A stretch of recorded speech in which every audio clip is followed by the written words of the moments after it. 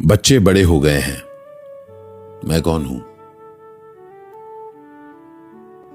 देखिए, घर का साइज ना वही होता है, पर उस घर में जो आवाजें पहले होती थी अब बदल चुकी हैं। आज की बात उस बदलती आवाज के नाम।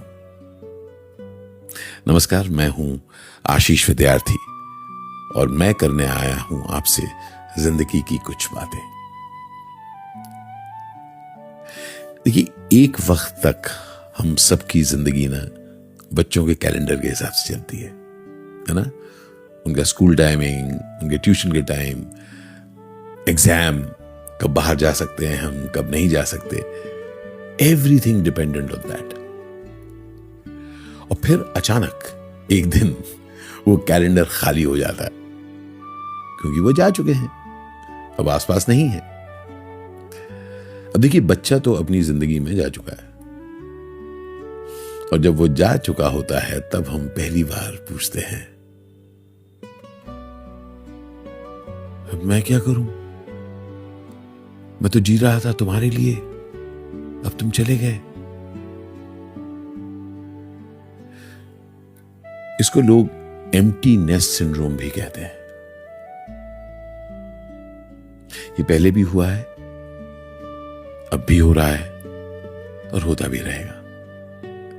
क्योंकि एक बात समझना बहुत जरूरी है, ये पेरेंट्स, मां बाप बनना एक रोल है, बहुत प्यारा रोल है, पर उस रोल की जो स्टाइल है ना वो बदलता रहता है। इनफैक्ट हमको लगता है कि वो रोल खत्म हो जाता है, और जब वो रोल खत्म हो जाता है, क्योंकि अब ऑन अ डेली बेसिस बच्चों को आपकी जरूरत नहीं पड़ती क्योंकि वो जा चुका है दूर, अब लगता है कि मैं तो खत्म हो गया, मेरी कोई रीजन ही नहीं है, इसी के लिए तो मैं जी रहा था, इसी के लिए तो मैं जी रही थी, इतना कुछ कर रही थी, इतना कुछ कर रहा था, अब मैं क्या करूं? और तब हम एक बात भूल जाते हैं, अरे भाई, आपकी जिंदगी में और भी बहुत कुछ है।